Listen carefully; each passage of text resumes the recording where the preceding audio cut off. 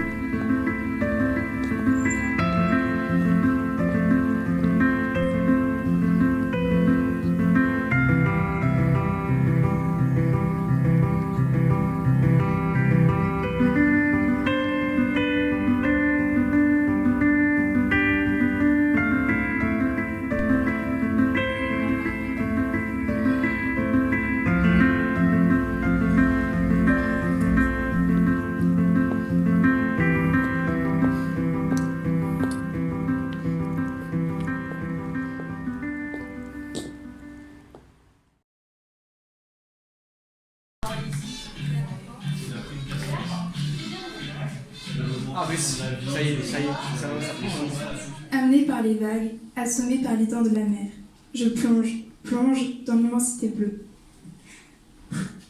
Et je coule, je lâche mes songes, immergés d'idées qui ne sont pas les miennes et que l'on me force.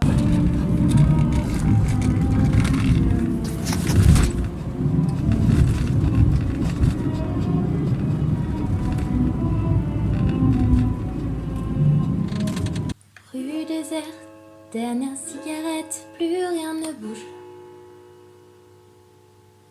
Juste un bar qui éclaire le trottoir d'un néon rouge. J'ai besoin de trouver quelqu'un, je veux pas dormir. Je cherche un peu de chaleur à mettre dans mon cœur.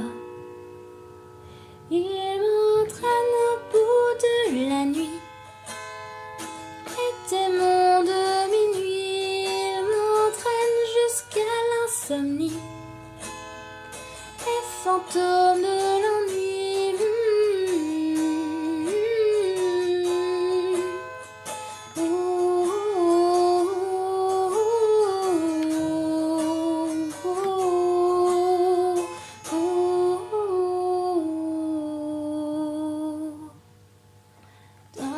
verre, je regarde la mer qui se balance.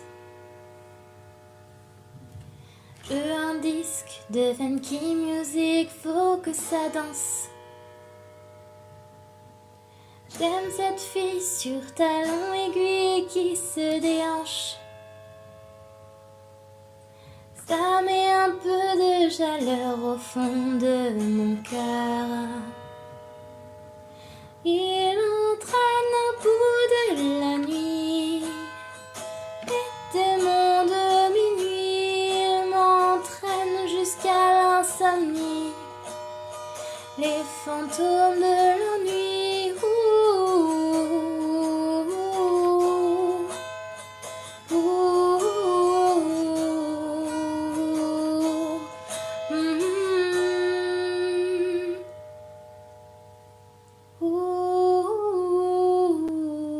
J'avais envie de parler aujourd'hui des livres qui font peur. Donc moi, ce que j'aime, c'est les monstres. Celui-ci, je le voulais depuis très longtemps. Donc ce livre a été illustré entièrement au stylo, hein. C'est ce qui en fait une des singularités. Voilà, ça donne lieu à des magnifiques pages comme ça. Ce livre est un roman graphique et j'ai particulièrement aimé l'équilibre et la complémentarité entre la qualité du texte et la qualité de l'image. On a du coup du texte utilisé simplement comme légende. On a du coup aussi l'emploi des phylactères comme il se fait d'usage dans la bande dessinée. Et on a surtout de manière narrative tout le monologue en fait du personnage principal qui se définit d'une manière extrêmement étrange et singulière. Puisqu'en fait le registre fantastique est assumé dès le départ. On ne sait même pas vraiment si c'est une petite fille ou si c'est un monstre. Elle se définit plutôt comme un monstre en fait. Le personnage principal du coup raconte son histoire d'une manière extrêmement poétique avec une manière d'utiliser le langage qui est extrêmement personnel. On a accès à ses ressentis. Mais en même temps, il y a vraiment de la narration, ce qui fait qu'il y a aussi des vrais événements en fait qui se produisent. Et ça, c'est quelque chose que j'ai trouvé très intéressant pour moi. C'était une réponse à des questionnements que j'avais. Parce que quand je l'ai lu, j'étais en train d'écrire mon premier roman. Et du coup, j'avais eu des retours d'une personne qui me disait « Bon bah oui, le style que tu emploies est très poétique, mais si tu es constamment trop dans les pensées de ta narratrice, en fait, on n'est pas touché parce que tu mets trop en fait les mots sur les choses. Et du coup, moi j'ai beaucoup travaillé sur le fait de ne pas tout dire et de plutôt montrer par l'action, de sorte à ce que, en fait, par empathie, le lecteur puisse ressentir ce que ressentait mon personnage. Et ici, on est vraiment dans un mélange des deux et un équilibre qui se tient très bien. Parce qu'à la fois, du coup, elle va pouvoir exprimer des ressentis et le regard qu'elle porte sur les choses, comme ici où elle dit « Elle me rappelait cet effrayant tableau au musée ». Donc en fait, c'est elle qui qualifie d'effrayant le tableau. On a aussi énormément d'actions, dont des actions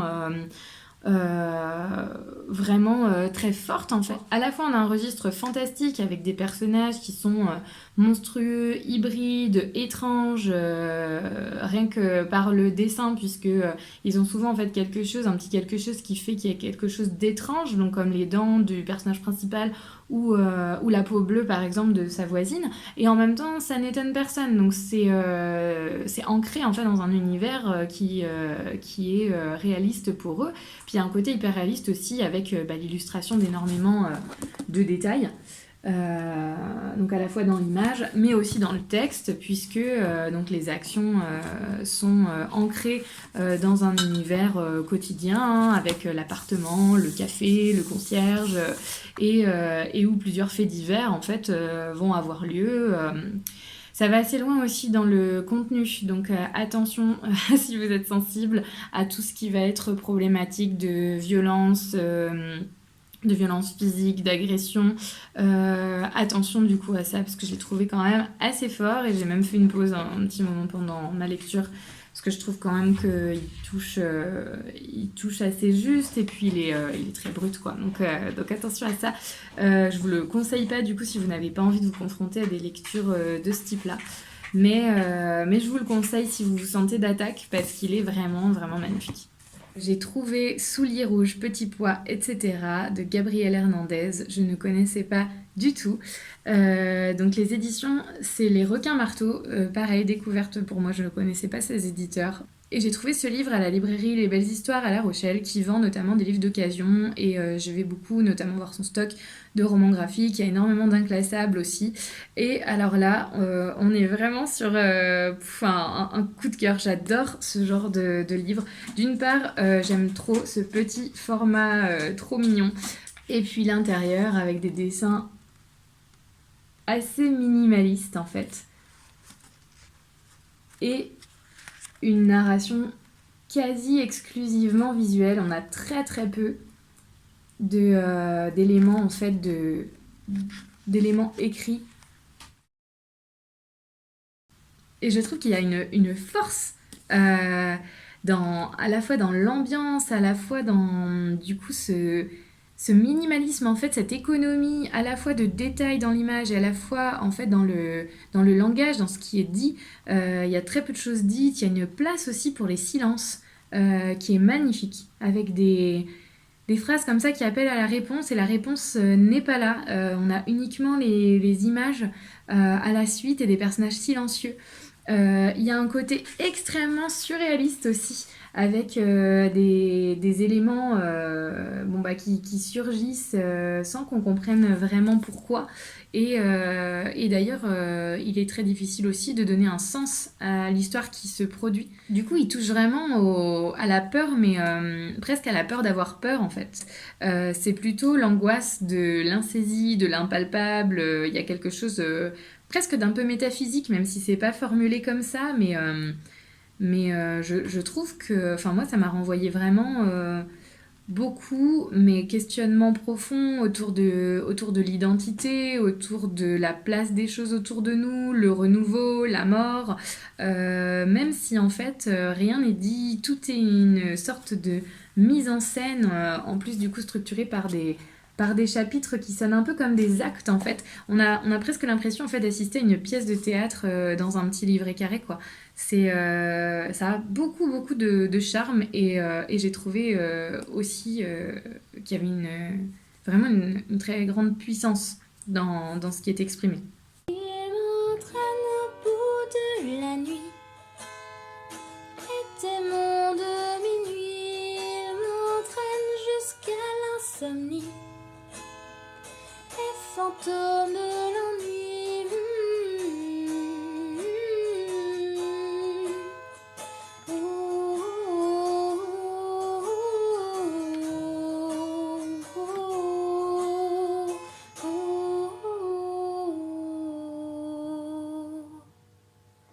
Dans mon verre, je regarde la mer qui se balance.